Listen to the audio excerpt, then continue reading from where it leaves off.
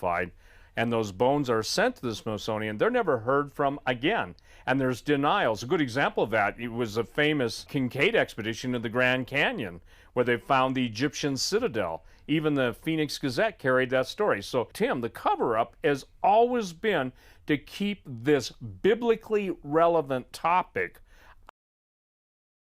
reconcile the fact that a lot of servicemen, U.S. servicemen, had been eaten, cannibalized, as well as Japanese. And the fascinating investigation I've come up with was the fact that the Solomon Islands are riddled with stories of cannibalistic giants and even living giants to this day.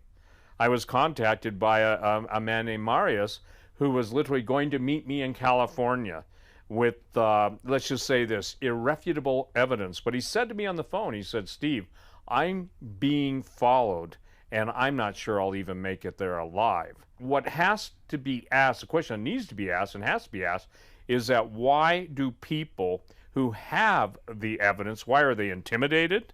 Why are they threatened? Why are they disappeared? What is this cover-up? And I'll tell you the bottom line, they do not want people to understand that the sons of God, the fallen angels, saw that the daughters of earth were fair, mated with them, and produced a literally new race of hybrid beings that the Bible calls the Rephaim. And the Rephaim are with us today. They're genetic trace, they're genetic markers. And when we get into super soldiers, Tim, the super soldiers, the most important expenditures made are to identify not only the bloodline, but the genetic traits. There are people literally not only wanting to bring the giants back, but to insert giant genes in our soldiers to give them the super soldier ability. More money is being spent to identify genetic traces and markers, the actual gene prints of giants, both dead and extractable DNA from their teeth, from whatever cells in the mummies, to literally living giants today. So in other words, what you're saying is somebody's trying to weaponize giant genes. Absolutely. And the Super Soldier program is probably one of the most almost unbelievable, yet so believable programs that the U.S. military is involved in. And all the underground labs, all the secret places around the planet, everybody's after the same thing. They want comic book heroes that we would only laugh about and have laughed about maybe for 50 years, and now it's no longer fantasy, it's fact. And we're not just talking about superhuman strength, are we? We're also talking about superhuman cerebral capabilities that the giants had. Absolutely.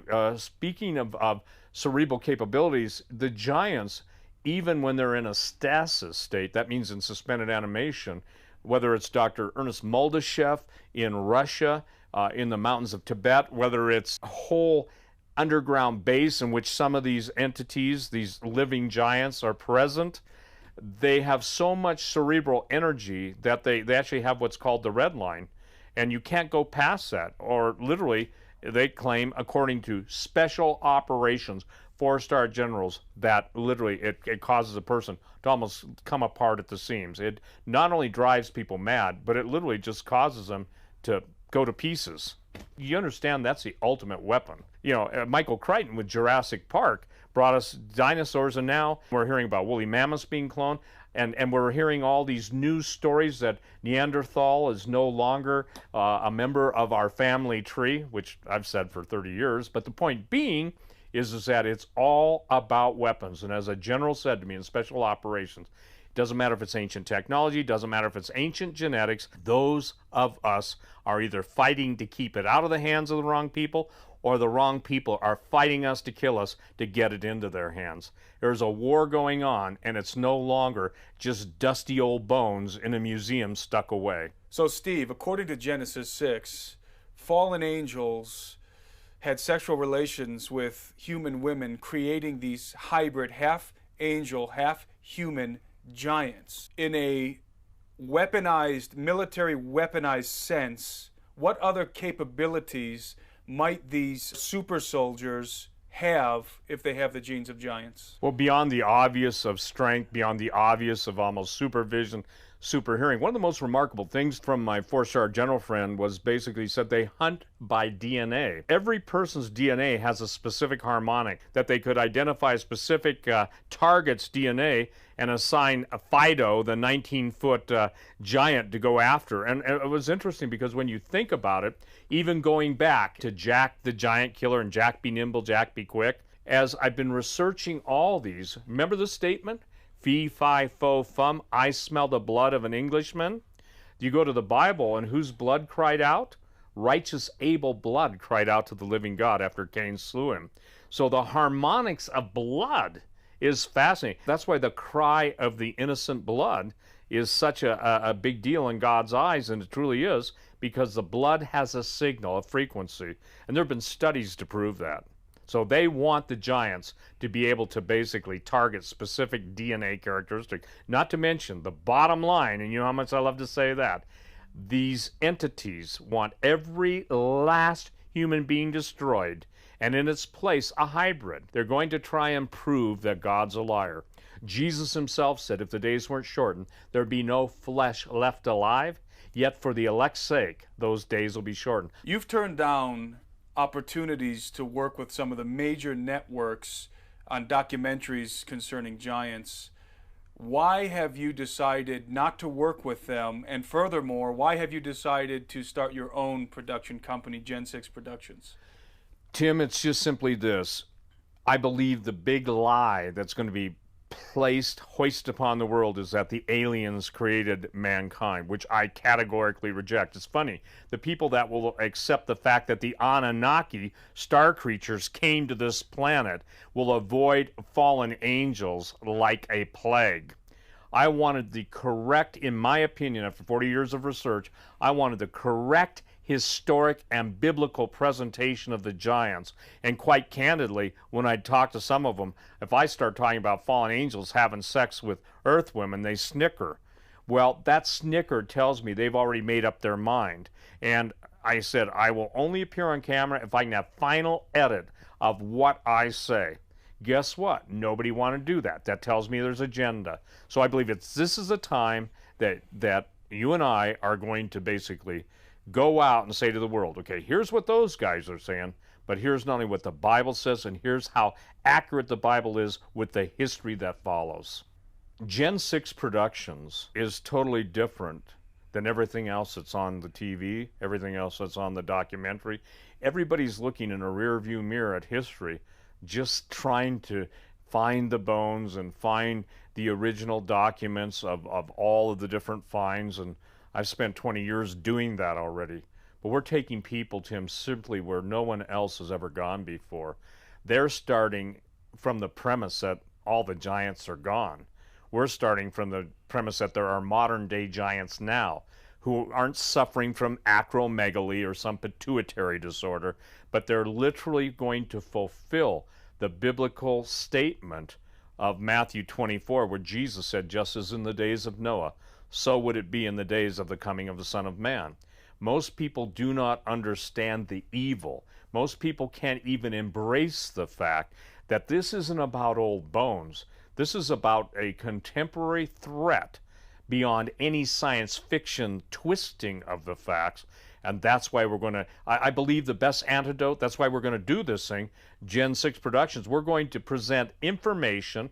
We're going to present eyewitness testimony. Again, we're not just dealing with bones. Obviously, we'll follow the leads of bones, but we're going to show the people out there what the truth is and why this cover-up has been a multi-thousand-year cover-up, and what the expectation that everyone is going to, not only the expectation, but what is going to be presented to the people as the gods who made us.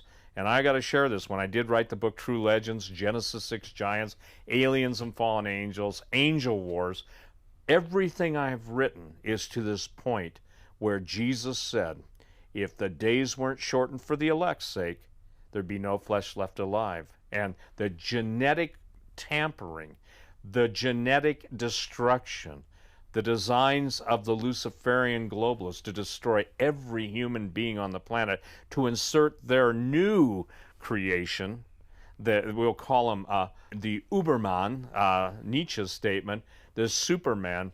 What it's going to be is a super slaughter. And by giving people the correct information, by literally telling them what the end of the book is, how this plays out in history, my goal is to take away all fear and show them that the truth will make them free as long as they abide in the word of the Lord and the word of the Lord abides in them. Too many people are making too many excuses for the living God, and I'm looking for that time when the people of God will stand up, when the people of God will not take a back seat to the skeptic, whose the only agenda he has is what he's being paid to say. We're going to produce, I would say, such a different documentary form and style that I think people will be really excited, and especially to get involved with the Synod. In other words, rather than looking for the giants that were, we're looking for the giants that are. Absolutely. And I find it fascinating. Just as we're literally in the time of the movie of Noah, which was just a disaster biblically, it wasn't even anywhere near the scripture, but the times of Noah, isn't it interesting? The times of Noah, and now we got all this interest in giants. Hello, I don't think God could give a bigger neon sign than if he wrote it in the sky. And I'm not taking liberty, but even as everything is lining up, we are in the days of Noah. In the Noah days, there were giants in the land. And now we're having Hollywood just come out with movie after movie after movie, trying to denigrate biblical Moses, it doesn't matter if it's Noah, trying to distort true history so they can insert their own history. For instance, in the movie Noah, this is pretty fascinating. Most people don't know this. The fallen angels are the good guys, and Noah's the bad guy. No, they're called the Watchers, aren't they? Yes, they are. They're called the Watchers. So, ladies and gentlemen, I think what we're going to do is be able to give you a compressed, truly a compressed understanding of history that, when I say mind-blowing, it'll also be heart-freeing. It will help you to understand the headlines, the movies, and the ultimate plan and scheme for your destruction. But the good news is, Jesus said he'd never leave us nor forsake us. And I believe that, Tim, we're at that time in history now. We're in the days of Noah, and everything that preceded Noah building the ark and the judgment of Almighty God on this earth that was in rebellion is about to be relived.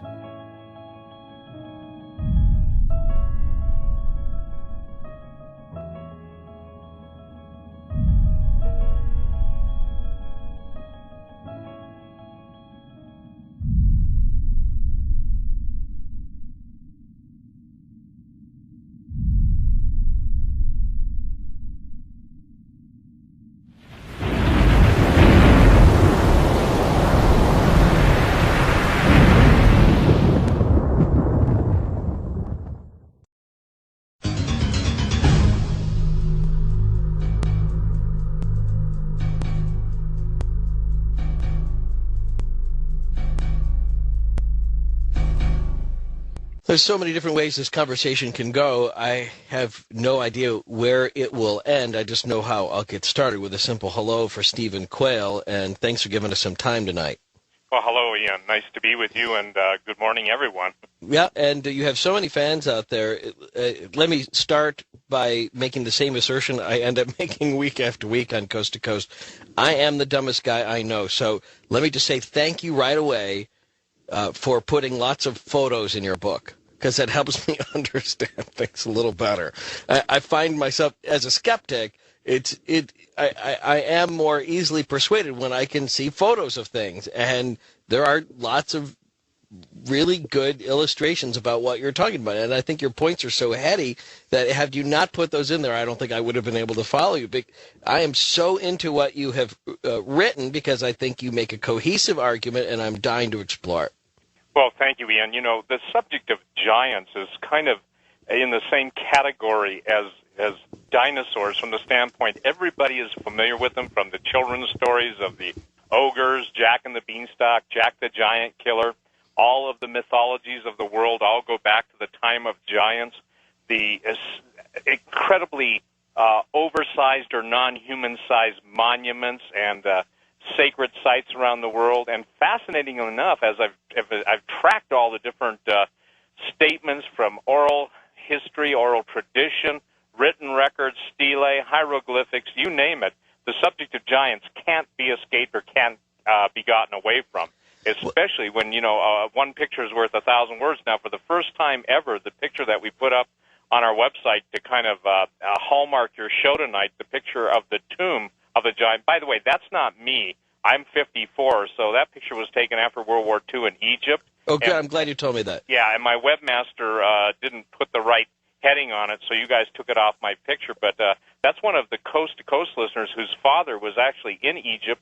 He's holding a turban that is brass-lined, and he literally was allowed to see, because of his access to the military in those days, he was allowed to see the giant, the 10-foot skeleton. Now, in my book, I basically go over, as you know, I take the entire world and break it down by the records of not only the world's most famous historians, Strabo, Josephus, everybody who's anybody, Berosus the Persian, Herodotus, everybody has mentioned the giants, and it's my contention that all mythology is based on the real fact that there were these individuals who were phenomenally strong, supernaturally brilliant, and absolutely were not mankind's friends, and they were ultimately destroyed, or they would have destroyed mankind. Well, and this is the part that I also think stands in contrast to how you had originally talked about giants in the introduction there, that, we hear about Jack and the Beanstalk, but while he was a physical giant, he was obviously not a mental giant. And I think that's part of that image that we have of giants, is that the bigger they are, the dumber they fall. And that we are often, that's kind of how we prove ourselves as giant killers, is we use our intellect to compensate for our lack of size. So when you talk about them being super smart, I think that part is sort of a curve in the story that we don't expect. Well, and I think that's a good point. One of the most... are you there? I am. I'm sorry, someone cut out. Oh, one of the most amazing stories is King Og, O-G, who is one of the guys that's in very well detailed in the Old Testament, and he basically was 18 feet tall. And in Deuteronomy chapter 3, it talks about King Og, but he was known for his brilliance because he was the last of the giants to be able to resist the attacks upon the giants. Then when you get to the Germanic giants, the Cimbrians and others, I mean, good night, these giants were able to wipe out until a certain point. They were able to wipe out all of Caesar's crack Roman soldiers. So we're not talking about just a bunch of, unshaven, just big guys with a lot of strength. We're talking about some very wise men, especially when it came to battlefield tactics. Well, and that is its own kind of brilliance. But I mean, this notion of them being intellectually superior as well as physically intimidating, that part is new for me in the giant lore. But let's start at the beginning. For those people that don't know, give an overview, if you would, on how you believe giants came to Earth and how long they lasted on the Earth as a group, which could be reasonably called the giants, as opposed to just tall people amongst us. Well, first of all, going back to Genesis, it states there were giants in the earth in those days, and also after that, when the sons of God, meaning the angels, came in unto the daughters of men, and they bare children to them. The same became the mighty men which were of old, men of renown. And it doesn't matter what myth, what historic structure you put it in, you always have this idea of angels, or as some people, as you're aware, believe the spacemen came to Earth and had sex with Earth women, producing a genetic hybrid. I don't believe that, but I believe specifically that we've got the history books complete, the mythological records complete, with the idea that there were a group of guys, and they were guys that came to Earth, had sexual relations with the Earth women, and produced these supernatural men, which the Bible says that became the mighty men of renown. Now, other than the biblical record of Genesis 6 on this story, why not females, giants, coming to Earth? Well, first of all, the interesting, that's a good question. In all, and I want to share this with you, whether it's Greek mythology, Babylonian mythology, any of the ancient Egyptian mythology, it's always in the masculine sense. Now, there were giantesses produced out of that union. I mean, obviously, depending on, the sex of the child giant, you would have giantesses, and there's a whole bunch of fascinating women in history who fulfilled that role, and I'm talking big ladies. I'm talking 12-footers. Right. So the point is that, but it's an anomaly that they're always spoken of in the context of males, and that's one of the most striking anomalies that, as I've researched this, that pops right out into the common focus. Well, I'll just throw something out there, and you just respond to it as you want, but just remember, too, that in Hebrew, the collective of anything would probably be in the male, not female or neuter form. So even if you're talking about, like, as we say, mankind, we don't just mean men, we mean humankind. Right. And so I just wonder where in their story, because, you know, if we get too gender specific with that language, it might mean that there were no female giants. But it seems to me somehow, in order for these giants to continue to create more giants, is that there have to be these giantesses in there somewhere in order to keep them big. Or if they kept, you know, reproducing with normal human-sized women, at the time would have been, you know, 4 to 5 feet tall, it would just dramatically decrease the likelihood that there would ever be any more giants after a few generations. Well, yeah, but that's absolutely not accurate from the standpoint that even going beyond the linguistic uniqueness of Hebrew, you're finding it in, let's just say, Babylonian, the Akkadian language, too, especially when you're talking about the Epic of Gilgamesh. Right. Now, for a lot of years, and for those of you that don't know, and this is on my website, so you can go and read it, it's fascinating, but Gilgamesh was believed to be a fictional character by, quote, the mainstream archaeologists, anthropologists, those who questioned everything was myth to them. But a few years ago, the actual tomb of Gilgamesh was found and basically said, I'll paraphrase it, here lies Gilgamesh, 2/3 God, 1/3 man. And on the engraving, actually the stele, the inscribed rock image, you have a gentleman that is somewhere in the neighborhood of 10 to 12 feet, seated, holding a lion by its rear feet. And next to it, you have one of the interesting guys that's in history called the Lion Man of Moab.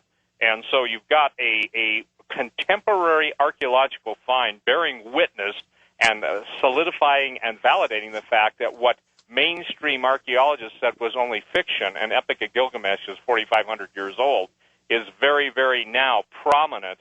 And I find it unique and truly fascinating that the main story, the oldest poetic narrative now, the validation has come through modern archaeology. Well, so just then, so we wrap up the timeline as you present it, the fallen ones come and they procreate with earth women, and this line of giants continues for how long? Well, it continued both through the fall and after, it continued through Noah's flood and after, because, again, Genesis says there were giants in those days both before and after. And now the interesting thing that you have is you actually have tales of giants, and I'm talking living giants, in everything from the Solomon Island to different parts of the world. And again, you know, modern man has a hard time finding it, but for those that don't know what we're talking about, that are on the Internet, they can go to the link we put up for Coast to Coast and click on it. You can see the Kashmir giants on the front of my book. One of them's 9 feet tall, one of them's 10 feet tall at the turn of the century. That was 1905 when the British 6-foot explorer was taken with those pictures, Ian. Well, and that's fascinating, and I love that photo. And again, thanks for including that kind of work, because it really helps bring it home for me. But explain, though, when did giants stop being a nation of giants? When was the, if you'll pardon the term, the diaspora of giants? When did they stop being some sort of cohesive nationality, if you will, that had that reigned together or worked and survived in a group? Well, probably the most contemporary group, when we're talking group, hundreds of giants, we're probably talking the Solomon Island giants, because when the Japanese landed at Guadalcanal, even the Japanese historians, now we're talking obviously World War II, were basically the advanced party that landed on one side of the island was decimated, and they were literally destroyed by the giants. Now, people still can't grasp that we're talking about these individuals the question that will come up, obviously, in the show is, where are they if they're real, and why aren't they presented to the public? I have an answer for that, but we'll get to that a little later. Okay, well... But to answer your question... Yeah, because you're killing me on that. I'm so dying to know the answer to that. But go ahead. No, finish up. But all of the great explorers, from De Soto, Magellan, Captain Cook, all the circumnavigators of the world, all encountered giants. And so when you're talking about Cortez and the chronicles of his that were taken both in in Mexico, and those who went into South America, you have contemporary writings of groups of giants. For instance, the Patagonians up until the 1850s, 1890s. Patagonia, by the way, the word means big feet. I actually have on my website a documentation of the Gentleman's Gazette, I think written in about 1767, that goes into great detail on Magellan's encounter of the Patagonian giants. All right. So, just so if I can understand this, we believe that the giants were formed by fallen angels that come to a particular area in the Bible during a period of time. And then do they spread out from there almost immediately, or is there a central event that you believe in the timeline of giants which then sends them spreading out all over the world? Or did these fallen angels, as you describe them, come down simultaneously to various places around the earth? Well, they first descended on Mount Hermon, which is in the Middle East.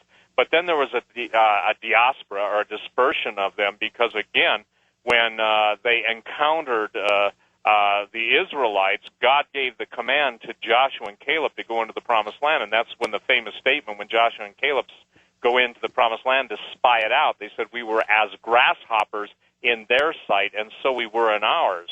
And they talked about the land being a terrible land because it devoured its inhabitants.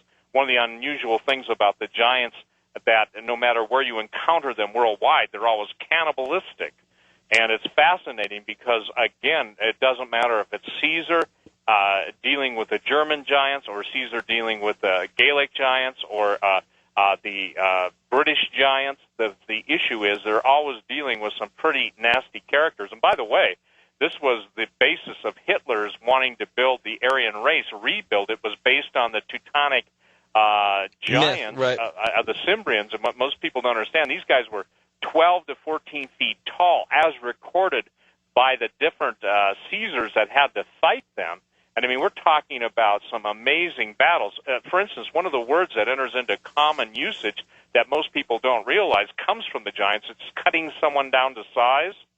That came from the infamous battles of the Roman soldiers against the German giants. By the way, this is all cataloged in my book, and I've got enough footnotes to make anybody sink under the weight of them. You do, yeah. But I mean, I've got thousands of footnotes. So the interesting thing is that the average Roman fighting soldier came up to the kneecaps of some of these giants. Get out! I mean, and what's amazing is that there were times when, with the exception of 2 or 3 men, the giants totally wiped out all of Caesar's army, and until a really amazing guy by the name of Marius, a 25-year-old general, figured out how to basically build lion traps and lure the giants in. But what was fascinating, they had blonde hair down to their waist. They were incredibly tall, and they wore their hair kind of in spikes. Some of them wore it in spikes. Some wore fancy clothes. Some wore no clothes. But the point is that the sound of their nasal pharyngeal scream was unearthly. And again, we'll get to this a little later on in the show, but it's very much like in recorded history.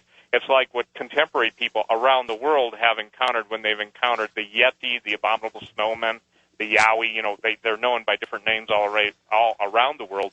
But the sound of these things was amazing, and that's what basically disheartened initially the Roman soldiers. Also, the word berserk. You know, we always talk about someone going berserk. And I know that berserkers were a particular type of warrior. Are you saying they were giants? Absolutely. And that's where we get that word, because they were so crazy. They were so like anything that the Roman legions had ever encountered, and that's where we get the word. So getting back to Hitler, Hitler sent out a crack group of SS agents called the Ahnenerbe, and they were looking for all of the artifacts, and we'll get to that too, but specifically they were looking for the giants, the golden sarcophaguses, and they went all over the world looking for those individuals.